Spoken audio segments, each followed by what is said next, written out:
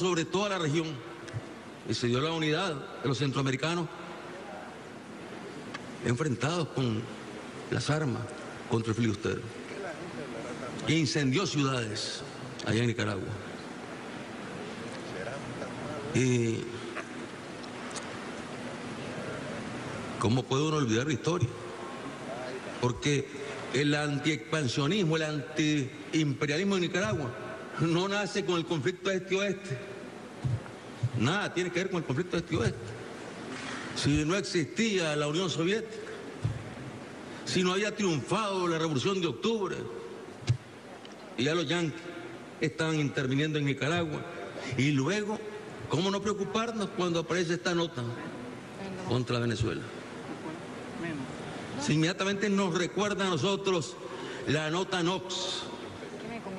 La nota Knox, secretario de Estado de los Estados Unidos, en nombre del gobierno de los Estados Unidos, bueno, le puso un ultimátum al presidente José Santos Zelaya en Nicaragua, allá por el año 1907. Un ultimátum, y el presidente Zelaya se tuvo que ir a Francia, huyendo, y estalló una guerra ahí de patriotas nicaragüenses enfrentados a la intervención yanqui, y llegaron entonces en el año 1902 las tropas yanquis a nuestro país. 1912 no había triunfado la Revolución de Octubre. No es un problema ideológico, compañeros, por lo menos el de Nicaragua no es un problema ideológico. No tiene que ver nada con el pensamiento de Marx, Engels, ni Lenin. Nicaragua no llegó a agredir a los Estados Unidos.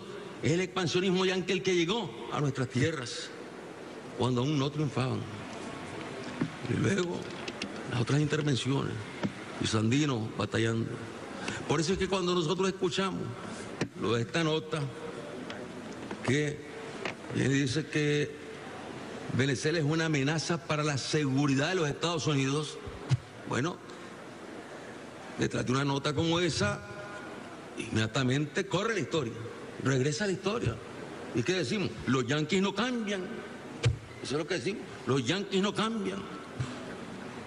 Por un lado, un gesto con Cuba. Por otro lado, un golpe con Venezuela. El gesto con Cuba es un gesto con América Latina indiscutiblemente. Es un gesto con el mundo que ha luchado porque se suspenda el embargo, el bloqueo. El gesto contra Venezuela es un golpe contra nuestros pueblos, contra la unidad latinoamericana y caribeña.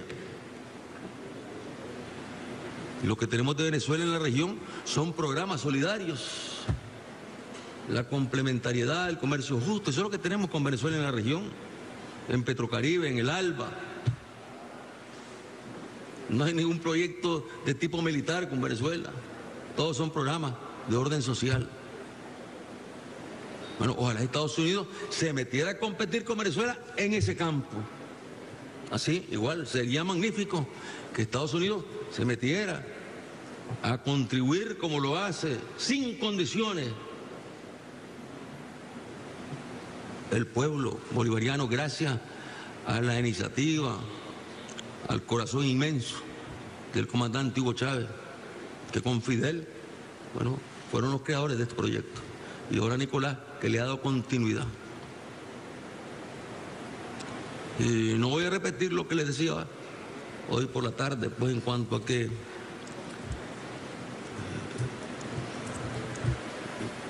la política norteamericana, que no es la política de un presidente, es la política de un imperio.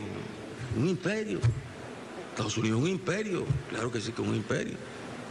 ¿Y por qué es un imperio?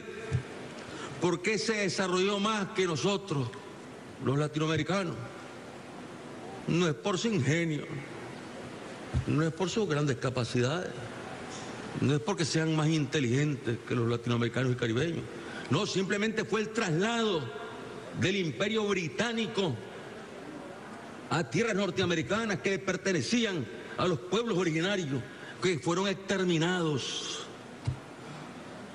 Y fue el imperio británico, el país más desarrollado de la época, lógicamente haciéndose dueño de esas tierras, de esos territorios, trasladó todo ese conocimiento, toda esa tecnología, toda esa ciencia, la revolución industrial. ¿Dónde dio el gran salto si no en Inglaterra? Y eso explica por qué Estados Unidos tiene una naturaleza imperialista. Es el imperio británico trasladado a territorio norteamericano, expandiéndose y luego entrando en contradicción, lógicamente entraron en contradicción cuando ya se instalaron. El brazo del imperio británico se instala en los Estados Unidos, entonces ya vienen las contradicciones. Contradicciones económicas, contradicciones comerciales, que por los impuestos, y viene la guerra. O sea, no es más que el proceso de desarrollo que venía logrando Europa, que se trasladó a los Estados Unidos en lo que hoy llamamos tecnología de punta, se trasladó allá a los Estados Unidos. Aquí vino a nuestras tierras las naciones con tecnología, que todavía siguen siendo naciones con la tecnología y con el desarrollo económico más bajo de Europa, que son España y Portugal. Y vino también Inglaterra y se apoderó de la mitad de Nicaragua a disputárselo a España. Y luego Inglaterra se apoderó también de las Malvinas, y ahí está en las Malvinas todavía Inglaterra. El imperio británico, el mismo imperio cuyo brazo saltó al territorio norteamericano, cuya ciencia, cuya tecnología, cuya cultura saltaron a territorio norteamericano y que explican ese fenómeno. En cambio, aquí en estas tierras nacía una nueva cultura. Aquella era la vieja cultura europea trasladándose al norte de nuestra América. Aquí era la cultura menos desarrollada de Europa, España, imperios menos desarrollados, España, Portugal, trasladados a nuestro territorio y exterminando en muchos casos a nuestra población indígena y en otros casos mezclándose y finalmente dando lugar realmente a una nueva civilización. Somos una cultura bien joven y eso explica cómo aquellos con su gran desarrollo lógicamente pensaron inmediatamente en hacerse dueños de toda nuestra América. Y pareciera que los tiempos no han cambiado, porque qué bueno lo del presidente Obama. Y digo, una persona de buena voluntad, escuchando su discurso, una persona de buena voluntad. Pero, ¿en qué condiciones gobierna él? ¿Hasta dónde él puede tomar decisiones en los Estados Unidos? ¿A dónde están los límites que le impone el sistema? Ahí hay un sistema, ahí hay una maquinaria que pone presidentes para que le sirvan a esa maquinaria económica, militar, financiera. Y si la maquinaria siente que el presidente se desvía, lo asesinan, lo matan, asesinan. Como asesinaron a Kennedy. Nunca supo quién asesinó a Kennedy. Y estoy seguro que al presidente Obama le estarán lloviendo maldiciones, insultos allá en los Estados Unidos por estar aquí reunido con Cuba. Le estarán lloviendo maldiciones y le dirán comunista, porque eso lo han dicho en otras ocasiones. Le gritarán comunista y le dirán incluso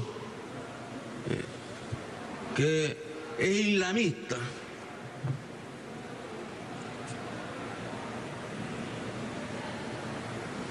Y sacarán todo lo que tienen de racismo ahí todavía en los Estados Unidos.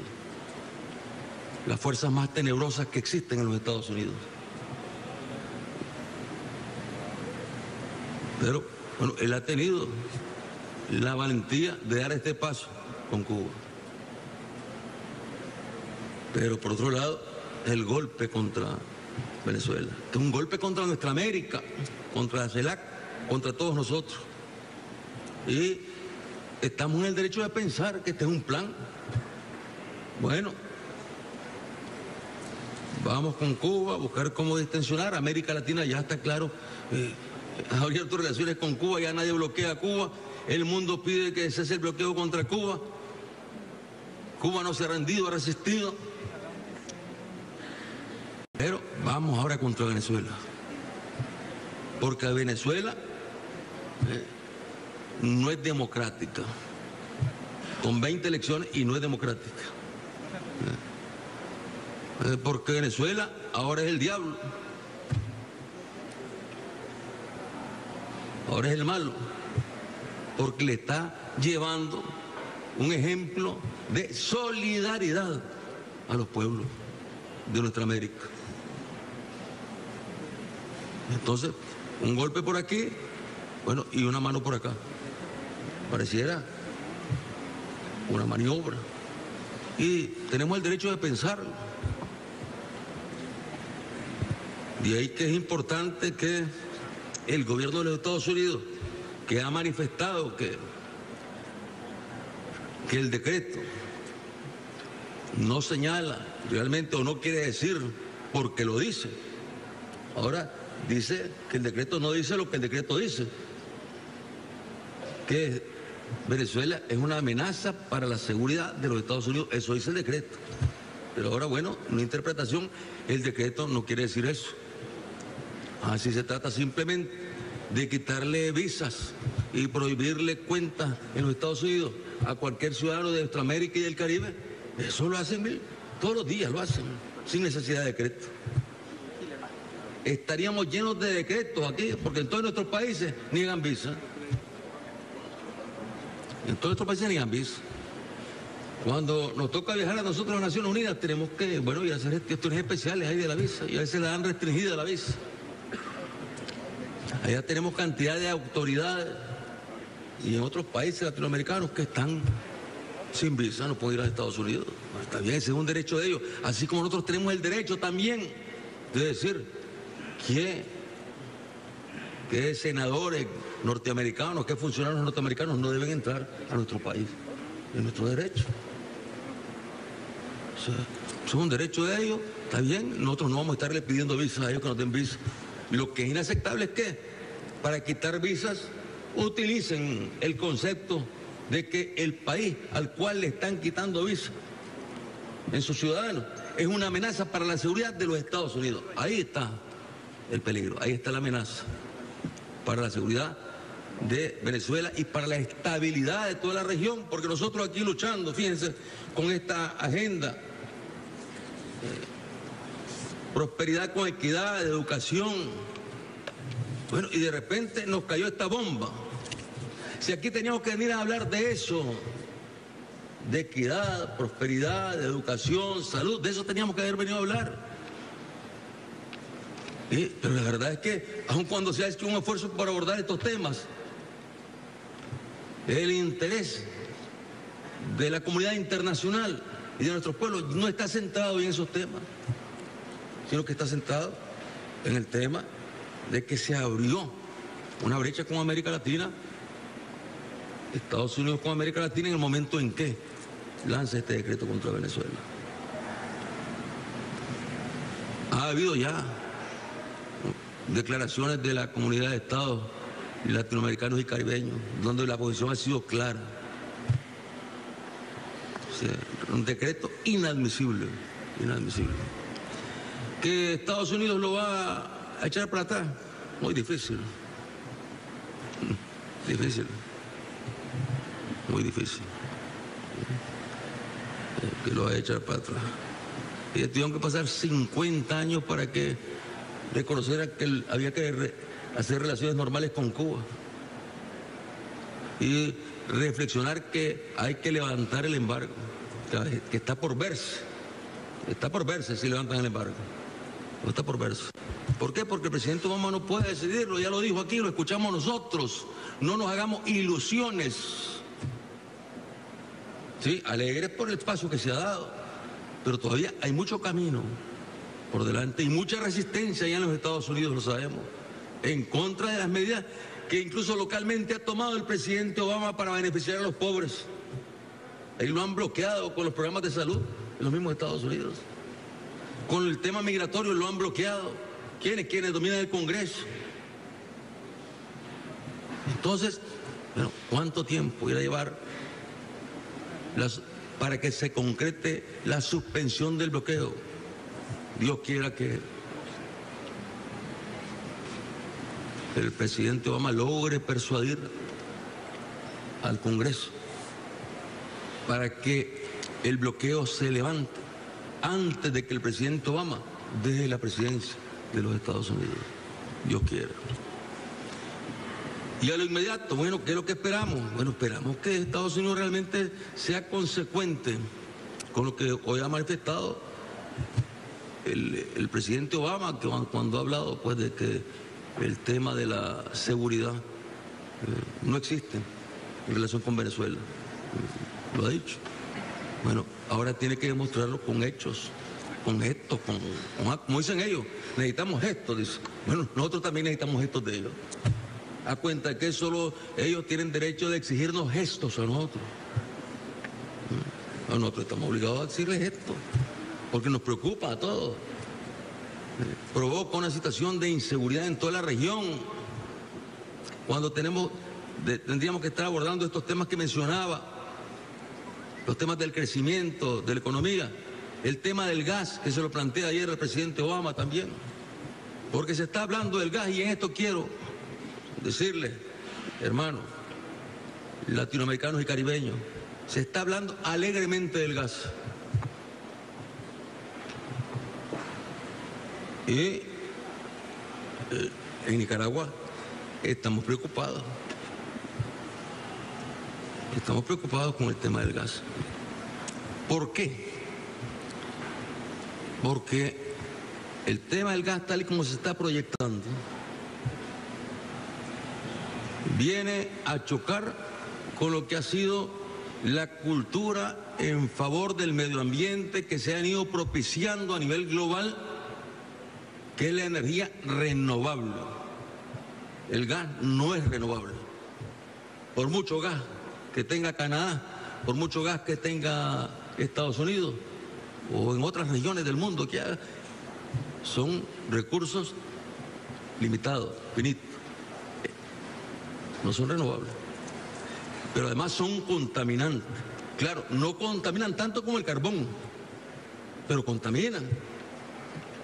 Y lo ideal para poder avanzar en lo que son los retos que tenemos sobre lo que es la agenda medioambiental y el calentamiento global es, bueno, incorporar los recursos renovables para la generación. Entonces, ¿cómo hacemos para poder administrar esto? En Nicaragua hemos venido creciendo en recursos renovables.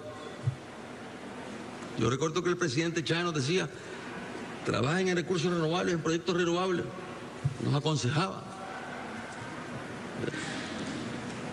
Y hemos avanzado nosotros en recursos renovables, más del 60% de la energía en Nicaragua se genera con recursos renovables. Y en estos momentos había una avalancha de inversionistas dispuestos a entrar para cubrir más proyectos renovables. Hemos tenido que detenerlo. ¿Por qué? Porque la tarifa no da. El costo de la generación con renovables, ya en estos momentos con la caída del precio del petróleo, ya se ponen en riesgo los proyectos renovables. Porque con la caída del precio del petróleo es más barato generar con full oil, como le llaman, bunker full oil, es mucho más barato que hacerlo con recursos renovables, es más costoso. Entonces, bueno, son situaciones complejas porque todos queremos energía barata. Sí, queremos energía barata. Bueno, existe la posibilidad de desarrollar ductos o gasoductos desde Estados Unidos, desde Canadá, México hacia Centroamérica. Magnífico. Pero ¿cómo lo vamos a equilibrar eso? ¿Y quién va a invertir o quién va a subsidiar la energía renovable? Porque en esas condiciones habría que subsidiar la energía renovable. Ya ahorita en Nicaragua estamos subsidiando la energía renovable. ¿Por qué? Porque tenemos una oferta de energía no renovable y una oferta de energía renovable donde sería más barato y que nos reclaman los empresarios, que reclaman los inversionistas. Queremos energía barata. Ustedes lo saben, en todos sus países lo primero que quieren, energía barata. ¿Y qué nos dicen a nosotros? La energía más cara de Centroamérica es la de Nicaragua. Pero es que nos hemos empeñado con la energía renovable. Y la energía renovable es costosa. Claro, a los precios en que estaba el petróleo hace un tiempo era más barato. Pero ahora la energía renovable es más cara. Y este es un punto que nosotros queremos llevar a los diferentes foros cuando se tratan estos temas, para que podamos racionalizar la introducción del gas por lo menos en lo que es la región centroamericana, donde estamos muy comprometidos. Hay otros países como Costa Rica que tienen energía renovable casi al 100%. Y se plantea entonces este dilema. Son temas, como les decía, que tendríamos que estar aquí abordando, pero bueno, no nos dejaron más opción.